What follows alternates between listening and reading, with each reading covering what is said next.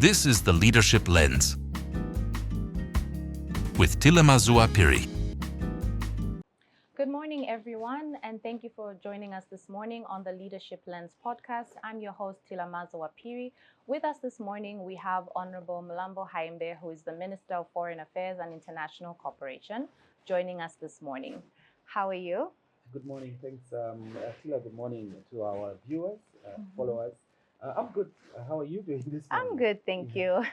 Once again, thank you for making the time to come on this podcast. So, knowing you're a very busy person, we'll get right to it. Could you tell the public a bit more about who you are and your journey from, childhood to where you are today? What inspired you? What motivated you? Challenges you faced along the way, and obviously for the upcoming generation, how they could be motivated by that. Thank you, Tila. That's very loaded. It's probably going to take the rest of our podcast just to talk about that. Okay. But yes, on a serious note, first of all, thank you very much for inviting me to have this conversation with you. I know that this is one of the leading podcasts that we have circulating, if I can use that term, amongst our citizens, amongst our young people in Zambia. So I'm honored to be here. Thank you. Who am I?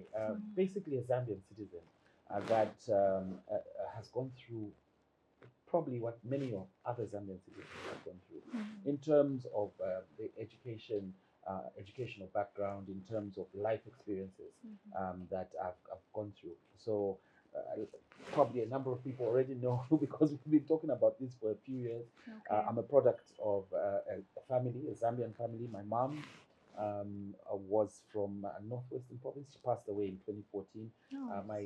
My dad was from Southern Province. So I'm a typical Zambian raised in Lusaka.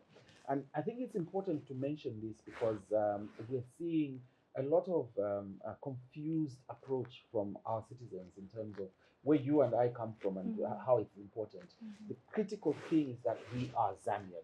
As I said, raised in Lusaka, went to Woodlands A Primary School in Lusaka Central Constituency. That is my attachment to the constituency. By the way, I've spent almost 80% of my life in the constituency. From Woodlands A Primary School, I went on to secondary education at Kablonga Boys Secondary School. And I'm wondering whether I should attach the years to it. Anyway, left Kablonga Boys in 1993 and proceeded to the University of Zambia, where I pursued a law degree and met my sweetheart, who I subsequently married. I'm married. I'm Catholic. We have 4 children together with my wife, Prudence. And that is essentially me. And of course, went to the Law Practice Institute, Ziale, blessed by this country through the education process, through the process of getting to at least have even an education and the life attached to what the country has offered. I went to university free of charge. And so it has been ingrained in us that you must serve. Right. At some point, you give back to your country, either through philanthropic activity, which I then have formed the Mulambo Haimbe Foundation, as you know, which helps to give back, but also through putting myself up for public service. So also having been born to a political family, if I may call it that, the apple doesn't fall too far from the tree. So fast forward to where we are now. I fully appreciate and understand from the word go that even the appointment, first of all, the election, before we talk about the appointment, in 2021, it was a vote of confidence. It was a contract from the people of Zambia, of Lusaka Central in particular, to say you must go out there and serve us to the best of their ability. Right. And that's very, very critical. And it must always be and is always at the back of my mind. And clearly, President Hakainde Hichilema expects that of all the people that serve in his government, all the people that have put themselves forward for election. And so the primary concern will always be, am I doing my best? Whether it be Ministry of Justice or here, the Ministry of Foreign Affairs, which is an honor. A complete unexpected turn of events in life, to be honest, because I think you've heard the song by beef floor.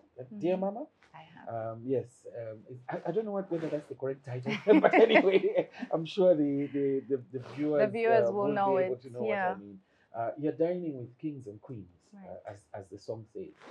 That's an analogy to me that I find myself in a unique position by favor from the appointing authority, by favor from God, to be able to serve at that level. Okay. That is a profound feeling before anything else. But the message to those that are watching this and listening, I never thought that it would happen. That I would serve as Minister of Justice for my country when I started studying law. I never thought that it would happen that I would serve in the capacity of Minister of Foreign Affairs and be good friends with President Ramaphosa, be good friends with President Macron, all out of being given an opportunity through, of course, my president, President Haimbe. It can happen for any one of us as long as we have that mindset of service, I believe. Awesome. I think that's a very strong message that it can happen to anyone for the upcoming generation who think, can that be me? Could I do that? Awesome. So most people who have achieved your level of success growing up or at some point in their life had a mentor or someone they looked up to, a guider. So who would that have been for yourself? Oh, very, very interesting question. I don't think you can. I can necessarily put my thumb on any one person throughout the course of my life. Okay. I think all of us will probably have overlapping mentors, if I can use that expression. You'll find at the onset, you'll be nurtured by your family, your parents, and they have that influence. I know for certain, my mom was a very strong character in our lives because she stood for the key principles that we all want to inculcate in our children, in our offspring, in those that we have influence on. Integrity, Christian values, and standing by what is right. So, of course, my father equally similar roles. He was, before becoming a politician, in the military. So I've got a few military traits. Unfortunately, straight to the point, deal with matters as they are. Be honest when you speak. So that's one set of mentorship attributes that came across during life. But then as you go along, you find that you interact with different people. And I would certainly say at this point in my life, I would without doubt mention that President Haimbe is certainly a key mentor because if you have the benefit of interacting with the president, you then realize that the level of what's the word I'm looking for? The love that he has and the dedication and commitment to his country is unbelievable. I know others might think I'm saying this because I'm an appointee, but I'm speaking truly from the heart. It's unbelievable the amount of fortitude and the effort that is put into this country. And for a person that has put myself forward for public service, I think that is one of the best qualities that I can try and learn and absorb through this interaction. Okay. So as a family man, and obviously with your current role and previous role, because I do know lawyers have, a lot of time constraints. Yes. How has this been with your family? Have you had a supportive family? Has it brought any strains on the family? Because in your current role, you travel a lot, you move around a lot, you're constantly busy. So would you say this has affected your family life in any way? Yes, without question, but without regret also, because they do understand, as you said, they've been supportive. The older of our children are at an age when they can self-supervise. Two of them are in boarding school within Zambia. One is outside studying law. The younger one, who's still at primary school, is the one that has suffered the most. And those luxuries that everybody else takes for granted are not there for us anymore as a family, where you can go out and spend some time together, go visit relatives, go have Hishima at your brother's place. And it is gone because there's simply no time. Not because necessarily about this portfolio alone, but even as Minister of Justice, because Zambia is on the move. And it takes putting your all into ensuring that you contribute to that process. And so, as I said, no regrets, and certainly I think it's much more than perhaps others would have experienced who have had the opportunity to sit in these offices. Right. Because we want to move this country 10 times faster than would the ordinary pace would be. And why? Because we're coming from a situation where we were not giving our all as a country to our potential. So we've got a lot to do. And the results are being seen, even though, of course, I understand and appreciate from the perspective of everyday life that we're still going through a lot of challenges. Yes. It's all of us, by the way. It's not that there's anyone who's so privileged that they don't feel these pressures that we are all facing as Zambians. The electricity situation, the situation of the cost of living. These matters are being addressed, although the outcome cannot be seen just yet. Give it a couple more years and we'll have another interview and we'll be able to say the results are there to be seen. Yeah. From a macro perspective, the economy is responding and the world is seeing that. You're seeing, for example, and not to get too technical about this, you're seeing that the outlook of our country from those that are there to judge our economic performance is improving steadily. Talk about ratings from credit rating agencies. So the country is on the move. And I can only see that we have a whole lot more work to do. And I really pray and want to appeal to my friends, family, that bear with us. We may not be there to answer those calls whenever you want to answer because we are working our hearts out for this beloved Mother Zambia. Awesome. And as a Minister of Foreign Affairs, you're obviously dealing with a lot of international delegates and whatnot. And with the current situation in Zambia, what is something that you tend to tell people who are looking into Zambia from the outside about how things will, say, improve, about some of the negative comments that are going on around social media, which is one of the largest platforms that everybody, all of us, tend to, check on. So what is the message that you would give to those looking on the outside in terms of where Zambia is today? Interestingly, the outside world is intrigued, absolutely intrigued by where we are as a country. I really wish that the internal view was as positive as the external view. And this is not by chance. There's been a lot of work that has been, excuse me, put into achieving that. They are absolutely intrigued. Why? Zambia, it's not in relation only to the good administrative policies now, but us as a people as well. Let's give kudos where kudos ought to be given. Zambia is renowned as being a true bastion of democracy, in the sense that we have had transition of power from independence through 4 administrations, if I may call that, if I may say that very loosely. When I say administrations, I mean political parties. We had UNIP, we had the MMD, we had the Patriotic Front, now we have the UPND.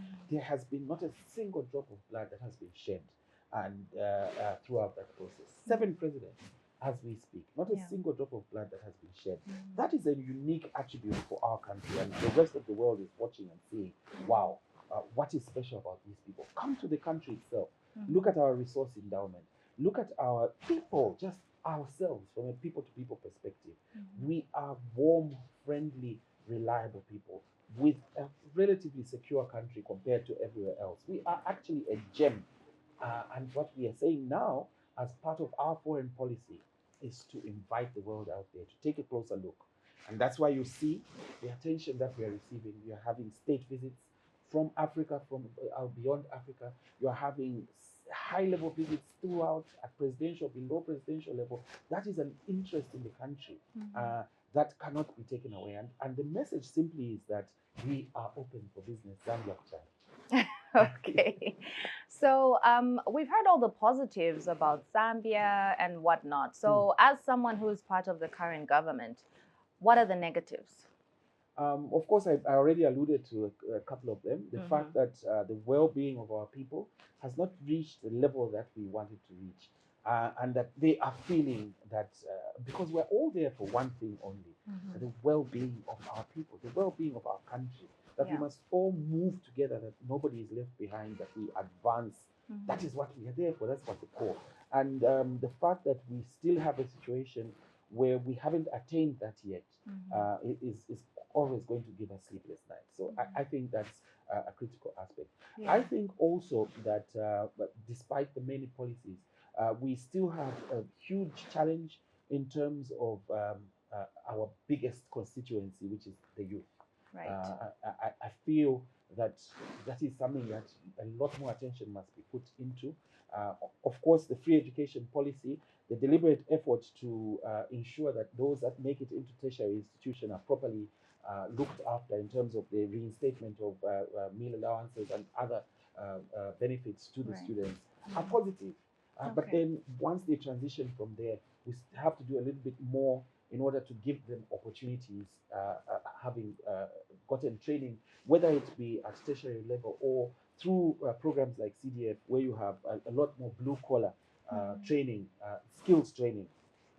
That aspect has been dealt with to a large degree, but now when we transition, we need to give them more opportunities. Where do these opportunities come from? I'm sorry, I have to go back to the positive. It's all the work that we are doing, all the investment opportunities that we are bringing into the country will create jobs for these our youth. But perhaps it's not happening as fast as I know President Hichilema wants it to happen, as fast as I would want it to happen as Minister of Foreign Affairs, whose role is to push this economic diplomacy agenda. So I think for me, those are the couple of positive, of negatives I've mentioned that we need to work on a little bit harder, in my view. Okay. Yeah. Awesome. And so coming to your foundation that you mentioned, the Mulambo Haimbe Foundation, what is the focus point of the foundation? Well, really, it's not been as active and as I would have wanted it to be, because obviously we've been a little bit busy with national duty. But the focus is really giving back. It's really philanthropic work. It's everything in between. So through the foundation, for example, we're able to work with key partners and assist where need requires us to do so. So really, that's the long and short of it. That's the long and short of it. Okay, awesome.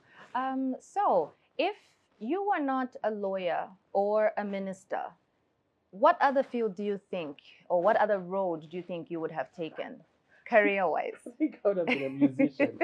You like music a lot? I love to entertain, so I would have been an all-out entertainer. And that is, I think, a very positive career. You've seen the amount of, I'm sorry to boil it down to this, but the amount of money some of our key musicians in this country are Absolutely, making. And again, it's a positive to those out there, the young people, that the sky is the limit. If you are talented in one way, form, or the other, push it, move with it. And so I'm not even just talking about it. After the Ministry of Foreign Affairs, when I've retired from public service, I'll go back to my career as an entertainer, a musician. The Zambian Davido, although I'm quite old. It's never too late. Okay.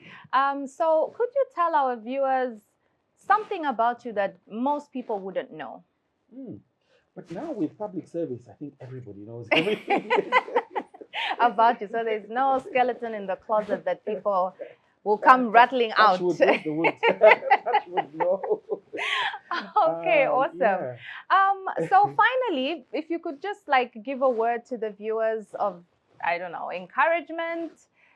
You know, do you have an open door policy here? If we have people that would want to come and see you in person, just some, you know, final words to our viewers out there. Thank you. After this awesome interview. Too short. I thought we had a lot more time. To answer your earlier question, I think one of my core passions, probably has been seen now, is in this, notwithstanding my physical appearance, is with regard to sports. And although I cannot be as active as I used to play rugby. I'm still a crazy rugby fan. I'm a fan of Arsenal. This is known by everybody. And I like to always keep myself as much as possible physically active. So this is a core passion, and I've tried to translate that through some of the activities into real life. What do I mean?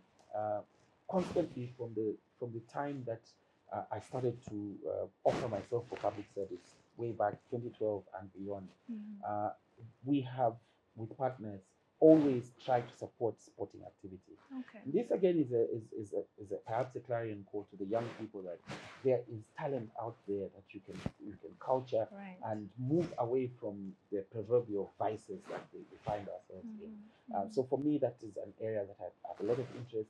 Last year, we hosted the inaugural, amongst other soccer tournaments and sporting activities that we hosted. I'd like to highlight the inaugural Mulambo Haimbe scouting tournament. And this was unique in that we brought scouts from Europe to come and look at the talent within Lusaka Central.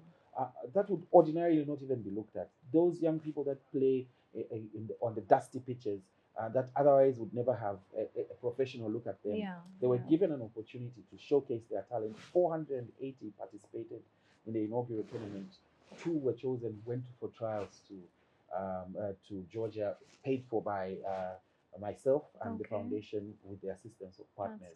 We want to replicate that, of course, keeping in mind that you don't want, again, a process of that nature to be misunderstood as being a political process. So we're trying to see when the best time would be to have the next scouting tournament. But that is indicative of what we can do for each other as people. Those young men never thought that. By the way, the tournament was at under 20 level. So it was predominantly 17, 16-year-olds that were playing in that, boys and girls. And they, for the first time, were able to go across continents to Europe and be seen and looked at.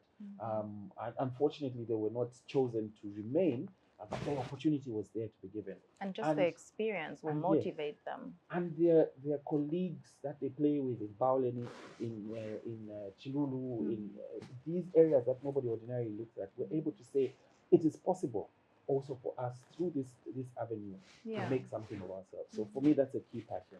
And this will be an ongoing it will be ongoing event, but I don't want it to be tainted by the political process that is coming ahead in 2026. As you know, probably most of the activities from the philanthropic side are suspended so that we don't mix the two. So we may not necessarily do the next scouting tournament this year in December. We might do something else, but certainly it's going to be ongoing. And then we want to increase the sporting disciplines, not only soccer, but also other sporting disciplines. So watch this space. That's amazing. Yeah, thank you so much. So we've come to the end of the interview. Thank you so much for coming on the show. Do you have any final words to say to the viewers before we leave? Non-political words? Absolutely. Because I'm tempted to like... Anyway, whatever you feel like, roll with it. I think I'd like to use the opportunity to ask us as Zambians to move away from the skepticism that has crept into our everyday lives, especially using the platform of social media. I'll give you a typical example of there has been a little bit of an outcry that, look, Minister of Foreign Affairs, MP, State Council, you're not seen on the ground. Where are you? Have you forgotten about the people? And you explain that, look, I have a role that I'm playing now, which requires me to always travel, as you mentioned earlier.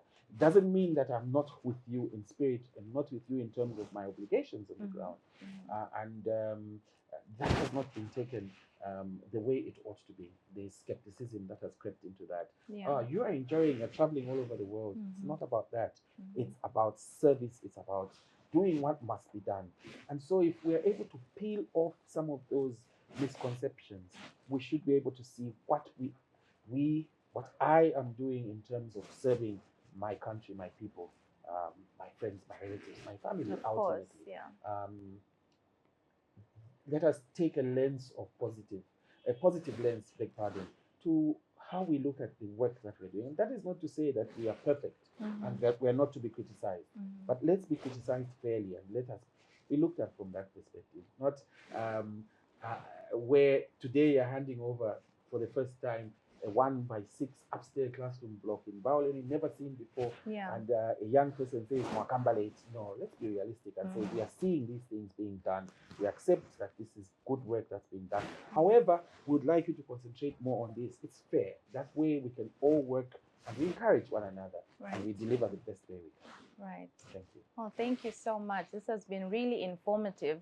One final question that I usually ask my guests on the Leadership Lens is, can people expect a tell-all or a biography or a book from Honorable Minister of Foreign Affairs? Oh, yes, certainly. I've been thinking about it. And that's And- the response I usually get, because I do believe people who've had such rich journeys, it should be shared. It's, Yes. it's something that can be a guide for the upcoming generation. It's an encouragement to others who are looking at you and saying, can I be there one day? So I'm honored that you'd ask. So with my Yeah. next project, Okay. I'm doing my second master's. Okay. This in the field of international relations and diplomacy. Mhm. Currently, actually writing my thesis. So when I'm done with that, I'll find something else to preoccupy myself. That's a good idea. It's a very good idea. Yes, thank you. Okay, thank you. Well, there you have it, everyone.